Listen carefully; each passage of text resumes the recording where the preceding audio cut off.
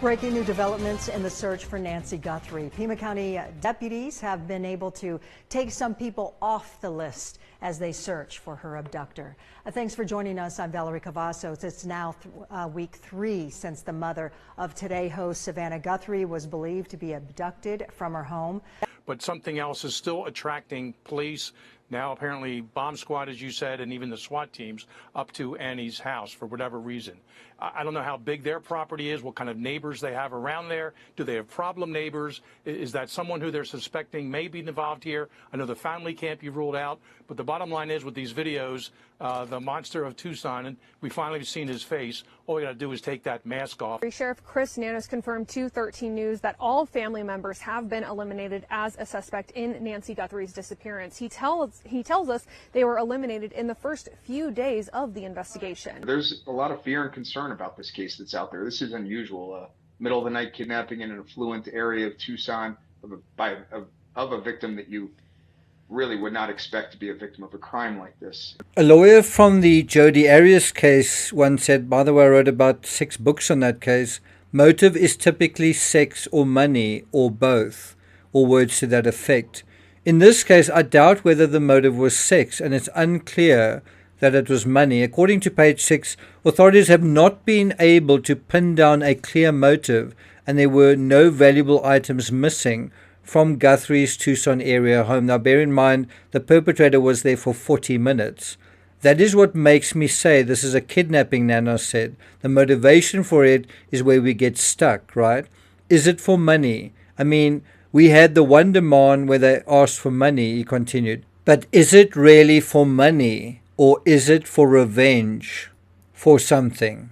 Well, if it's for something, for what? I got nightmares in my head, I fear thoughts build up until I can't. My mind fills up into a creature, and it haunts me somewhere much deeper. I got nightmares in my head, I fear.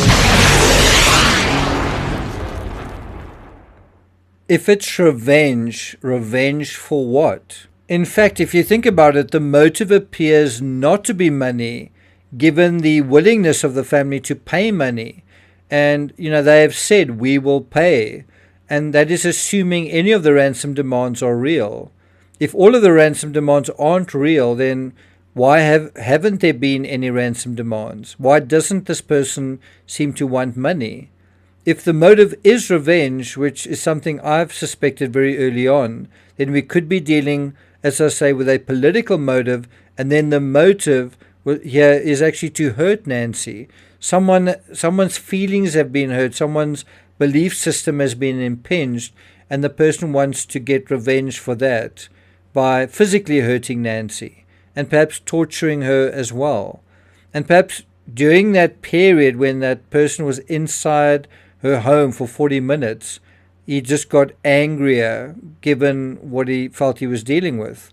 And then the idea was never to get any financial compensation, but instead some sort of ego satisfaction. So what we're dealing with here may well have to do with some kind of ideological point scoring. The injury to Nancy at the scene also indicates a high degree of animus, which to me plays into that revenge motive, the political aspect.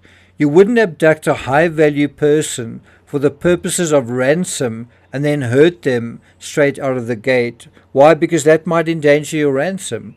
Having said all that, it really is too soon to completely exclude money as a motive. And of course, if this wasn't a kidnapping for ransom, there could still have been a financial motive if this was a home invasion.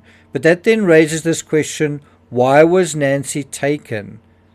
And how did this person get the money that he was looking for if that's the motive? What was the plan? What was his strategy? Now, I've seen conflicting reports, some saying that this case is a botched burglary, while others call it a kidnapping. Look, just have a look at this. Well, couldn't it be a little bit of both? It's also important to clarify that although Nanos has dismissed the botched burglary theory as not coming from his team, he nevertheless acknowledges that it remains a possibility. According to page 6, Nanos' clarification came after a law enforcement source told AZ Family that there was speculation that Guthrie's disappearance was the product of a botched robbery. However, Nanos told Fox News that the burglary theory did not come from his own team. Meanwhile, the search for Nancy Guthrie continues. Fox News Digital learned that authorities have been using a high-tech Bluetooth scanner placed on the bottom of law enforcement helicopters to try to detect Nancy Guthrie's pacemaker signal. The helicopter has been flying in low, slow grid patterns in an attempt to pick up a signal. Now, meanwhile, back here at Nancy Guthrie's home, there's been limited law enforcement activity. Now, in terms of this botched burglary theory, Nanos told Fox News that idea did not come from us. No idea, and even though that is one of many possibilities, we would never speculate such a thing. We will let the evidence take us to motive, he said. Another source mirrored Nanos' denial, saying this is not the working theory inside the unit. Now, while I still believe the political motive theory answers a lot of questions, really ties up a lot more than many of the other theories I've heard, there is still a theory that I've developed that may address a financial motive within an abduction. Now, although no valuables were stolen, it's possible that Nancy was taken along with a single ATM card, and that the idea was to drive Nancy to an ATM and for Nancy to draw cash, obviously under duress, and that would explain why Nancy was needed, and also why nothing was taken. Remember, stealing valuables means the criminal still has to go through the rigmarole of fencing these items, because what he really wants isn't a TV or jewelry or someone's phone. What he wants is cold, hard cash. And by the way, did you know that ATMs have their own CCTV? So checking that ATM CCTV in the area and checking Nancy's bank accounts, that would be an obvious way to investigate that angle. But can I be honest with you? I suspect that angle has already been checked and has already been discounted. And if that's true, it means money isn't the motive here. Also, according to page 6, nighttime residential burglaries are ridiculously rare, crazy rare. And so, what does that leave us with? Well, I'm not going to take it further than that. Thank you for listening, and I'll see you guys next time.